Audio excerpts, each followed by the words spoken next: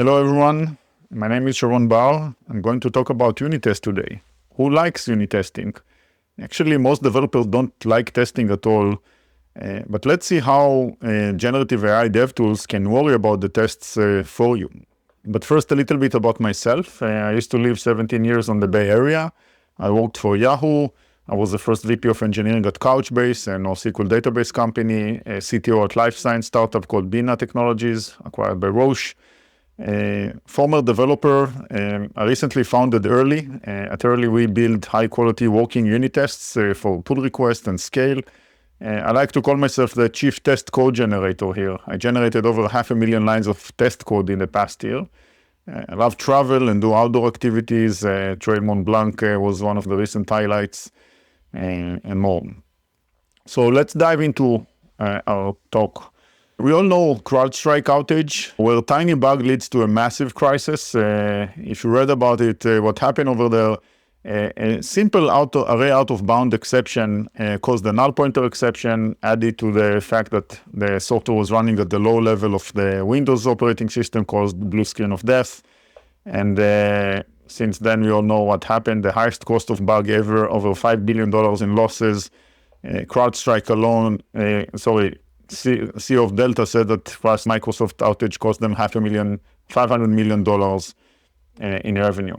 If we dive a little bit into the anatomy of bugs, you can see that the cost of bug is something that can go up exponentially. If you catch it early, close to coding, which is unit tests, the cost is pretty low. If you catch it post-production, then the cost of the bug goes up through the roof, and CrowdStrike is an extreme example. So let's look at an analogy over here. Henry Ford used to say, if I had asked people what they wanted, they would have said a faster horse. And Henry Ford listened to the problem. People were trying to solve the problem of moving from point A to point B. So he invented the car. And what happened then when people had car in their hands, they said, okay, what can I do with a car that I could not have done with horses? I could go walk on the next town and come back, sleep at home with my family. I can build a travel business. I can invent a truck and move goods. And if you look at what's happening today with the new waves of GenAI tools that are focusing on the problem of code quality, the question is really, how can we use these new dev tools where we are used to horses, for example, for test code generation, and today we are starting to have cars. How can we use these tools to generate test code automatically? Focus on the problem is not the testing, the problem is the code quality, and the test tools are really helping us achieve that end goal. Now, if you look at how developers are spending their time, developers are, and this is based on different studies, about 30% of the time is spent on new code, half of it on tests-related tasks, and half of it on the application code. About 20% are on maintenance, again, half on the application, half on the test. Around 13% time about debugging and finding issues and fixing them. A quarter of the time on meetings, security, and people like to drink a lot of coffee and obviously lunch and breaks, about 10% of the time. So overall, about a third of developers' time is spent on tests or test-related tasks around fixing bugs. So clearly, developers want to test their code. The question is, how can they spend their time effectively? And again, if you look at what types of tests exist. We talked about the functional test, unit test, component, integration, system, UAT, non-functional, security, localization, usability, manual test, exploratory, ad hoc can happen throughout the life cycle, automated tests, white box, black box, and there are many other types of testing. Really, what will bring developers the highest value for their time in terms of minimizing the number of bugs in their code. So today, let's see unit test. What is the value of unit test generation? So as we said, it helps you catch the bugs early, very early, where the cost is really the lowest. It frees up a lot of the developer's time, so you can spend it on the application code, on higher level tasks, on bringing value to the business. It speeds up the release cycles because you're catching the bugs earlier. And it can be used on multiple use cases. During development, we'll talk about a few examples. If you now look at the dev, there are roughly two groups. There are assistant dev tools for test code generation, like GitHub Copilot, like Cursor, and there are other companies that are raising a lot of money to help solve this problem. And there are test code AI agents, and we'll talk a little bit what AI agent means down the road, but first let's look at a couple of those tools. So today I'm going to show you the two maybe more popular or main tools around these two distinct areas. So Cursor is a fork of GitHub of Visual Studio Code. It's an assistant tool that helps you generate code across the board. It's general purpose, all languages, all type of code, application, front and back end, testing, unit testing. Whereas on the other side, we have Early, which is an AI agent. And the difference on AI agent is that it's very specific to one task, and it does it, trying to do it better than anyone else, in that case, generating unit tests. So let's switch to an example. I'll increase my screen. And we'll start by looking at a backend code, a server code that we wrote around the user services. And we'll generate unit tests using Cursor. So I install Cursor. Cursor, you install it you install any other application, VS Code, you install Cursor. What's specific about Cursor that makes it so popular is that it's very tuned for AI and using AI for your code development. So if you look at the configuration, obviously there are the general parameters. There is a Pro version that is paid. You can select different models. They support most of the popular models out there. You can actually plug in your own API key and generate results that are good for that. So how do I use it? I go to my method. So I can, for example, look at check max number of users. Actually, let me just quickly explain the method we are going to look at as an example. Check max number of users settings, right? It's a method that returns if you have capacity for more users and throw an exception if you don't. So if the user is defined, you don't need to check, you return. Otherwise, you compare the number of user counts to the max number of users that you get from a configuration. And if the user count is above the max number count, you throw an exception. Going back to the code, if I highlight the code, I can see here chat and edit. Chat opens the tab, the Cursor tab, that enables you to interact with the LLM in a very easy manner with your code. So over here, I have the method. I'll ask it to please generate happy path and edge cases unit tests for this method. And the Cursor will immediately start generating these tests. As soon as it's done, I can create a new test file. So let's apply. The code is copied over here. A new file is created. Let's change the file name to test because that's my format on this project. And what I can see, all the tests that are generated over here. Let me close this for a second. So we can see that the tests actually have some compilation issues. We'll look at them, but first let's fix those. So if I highlight an error, I can do a quick fix with AI. Over here, there is an object that the LLM did not get the property right, so it's fixing the properties. Let's fix this one. There are a few cases. It would be nice if there is a feature of a fix for all, but probably doesn't know. We'll fix this one as well. Fix with AI, fixing the object. So those are the three cases of he didn't get the object right. There is another case where he didn't get the type right. So this is a big int, and over here put a number. So if you do a quick fix, we'll fix the ID, and now it's 1N. And then we have a similar problem to before, that the object is not. So it's basically editing the object. So I'll accept. And then initial balance, something on the probably needs to be decimal. So accepting that, and decimal, this is a simple fix. Let's just add library. So now we fixed, after generating the test, we fixed all the issues. Now I can look at another extension here that is Jest. Jest is a test framework that we are using over here, and it visualizes all the tests for me. In this particular case, now I'm running all the tests, and I can look at the user service. Sorry, where is it? User service.test. Where is the file? Hold on. Okay, it's not this one. Yes, it is. What I can see over here, that there are 4 red tests that are covering the cases. Should not throw an error if the user already exists. It's basically first initializing the objects. Should not throw an error. and then should not throw an error if the user count is below limit, happy path, and other edge cases we are seeing if the count is at the limit and if the count is exceeding the limit.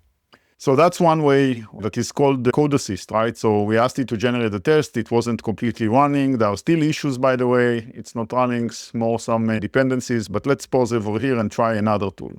But this is an assistant tool. So the other tool we'll try is Early. Early, unlike Cursor, is an extension. So it's an add-on to the Visual Studio or to the IDE. You install it through the marketplace, and do a sign-in. And then what you can see over here is a view of all your files and the classes and the methods within the file. So we look at this method. What else I can see here is if there is a test, unit test that was generated for that file, I can see the test and I can see what is the coverage of the test at the method level, not just at the file level like most tools, but at the method level. So if you look at the check max number of users, now I can generate test for this. I can generate test for that method. I can also generate it for other methods. When I generate a test, I can do it through the magic wand, or I can go through and when the test generation starts, I can also see a window over here that opens and help me increase the quality of the code, not just generating tests. So it can suggest documentation for the method. I can decide I choose to insert it to my method. It can actually suggest some improvements to the code. So consider caching the max number of users value to reduce database calls if there is ones. So that's another good idea. And then the tests are being generated. Once they're ready, I have a link over here that says go to test. And I can see the links over here. And at the same time, there is a coverage calculation that is happening behind the scene to see what is the coverage for these tests. Let's have a look at these tests. Normally, if there is a high coverage, it means that the tests are actually compiling and running and they are good. You can see that an agent can actually do a deeper dive into the code. It can generate mocks to generate better tests. You can see different types of tests. There is a happy path tests. Probably same. Should not throw an error if the user already exists, which is what we had before. It's now grouped. It should not throw an error if user count is below maximum, etc. If I look at the Jest extension, I can actually see the tests over here. What's nice about it is if I run them, let's run all the tests over here, I can see whether they're actually running, green, red, or not compiling. Let's see how they are performing. It takes a little bit of time because when I record, my computer uses CPU heavily and that slows down everything. But when it will finish running, it should take usually normally a few seconds. We can see the number of green tests. So what I can see over here, that I have happy path should not throw an error if the user exists, should throw error user limit, and so on. And that explains why I got 100% coverage if I look at the method level for all these three methods for which I generated tests. Let's see another thing. Over here I can see some red tests, so it means that there might be an issue with some of the tests. This could be actually expected anything. Sometimes the red tests are an issue with the test, and sometimes the red test could actually indicate a bug. Expected email received undefined. Could be a real bug on the code. So we saw two tools. One is a code assist, one is an agent. There is an interesting, let's see how an agent and an assistant can collaborate. So let's say I would like to see if this is a real problem, and let the assistant, in this case Cursor, try and fix the test. Understand why is it red. If it's a problem on the test, maybe it can actually fix it. If it doesn't fix it, it could be a real bug, and it's worth looking into it, but that's for a different presentation. So let's go back and discuss what we've seen. What we've seen is really the differences about the types of AI agent DevTools. And I would like to talk a little bit about assistants versus agents, AI agents. We hear these terms a lot. Assistant is a general purpose tool where the user interacts with the LLM. Could be really amazing user experience like Cursor, could be more simplified, ChatGPT, still very good. But the user asks a question, get a response, ask a question, get a response, analyze it, until they are satisfied with the results. As we are transitioning to the world of agents, we are starting to look about what humans are doing more at the task level. Our daily job or our job in general is composed of many different tasks. 1-minute task, 5-minute task, 30 minutes, all the way to completing the job. When we talk about AI agents, the goal of an agent is not to replace the human, but replace a task the human is doing completely. In this case, the human is asking the product or solution to perform a task. The solution is now talking to the LLM multiple times, talking to itself, improving the results.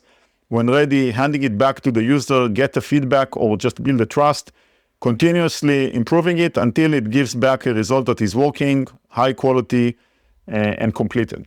If we now take that approach and understand how it looks like the test code agents, how does test code assistant looks compared to test code agents? If we compare the output, the code suggestions, a code assistant are generating suggestions for code, as we've seen, where AI agents are generating working code, everything. The quality on the assistant is low to medium. Even if you fix it, sometimes it works, sometimes you still need to do more logical work. The quality of agents is high quality, comprehensive, happy path, edge cases, mocks. There is still effort behind assistant. You need to continuously fix it. Using the AI is still much faster than writing it from scratch, where agents are closer to completion and it saves you a lot of time. Even if you need the assistant after the agent completed its part, it's trying to complete something that started at 90%, not 50%. And the impact is that you can actually generate not one test suggestion at a time, but dozens of quality working tests for your few files, many methods, all your project very quickly. So now let's see how it really helps us as developers in the flow. There are various use cases, and if you use them wisely, it can help you generate or develop much more complicated applications, high quality at a higher speed. First, do continuous testing during development. Test early and often. Then test your PR. You can do it continuously, or when you're done with your PR, you think it's good, now generate all the tests, protect from bugs, find the bugs for the red test, protect the bug for the green test. Testing private methods, something that could be fairly complicated if you're trying to do it for end-to-end testing. Your end-to-end testing have to touch so many branches of the code, and whether it's your use cases or your data, it's becoming pretty painful. Now you can turn the private method into public method, generate unit test for it, test it, return it to private, and you tested it very easily. And last one is TDD, test-driven development, which is done very differently in a simplified manner. In fact, let me talk about that a little bit. So we'll use a different example. In this case, it's a to-do app.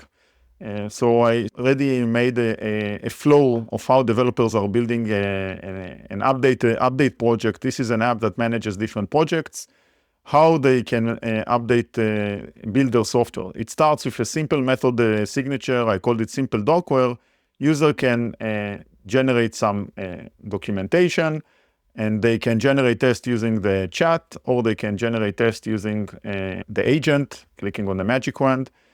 That's first step. What we'll see is that once tests are generated, they are somewhat basic. I can now insert the documentation and try again and generate tests, and this is where I have an example, generate tests that are more complicated. And then I will start implementing, let me close this, I will start implementing my method and continuously generating tests. And what we'll see that slowly the tests are becoming better and more comprehensive. And finally, I will add all the edge cases and generate more tests for that.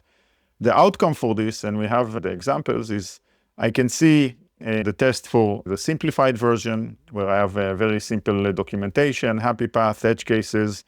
I can see how the tests are becoming more elaborated, right? If I look at step 3 and step 4, where I already started implementing the cases.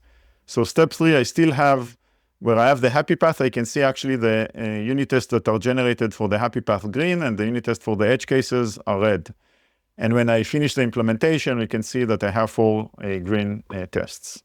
So going back to the presentation, just to summarize the use case of TDD, you can see the different types of methods. Step 1, very simple test.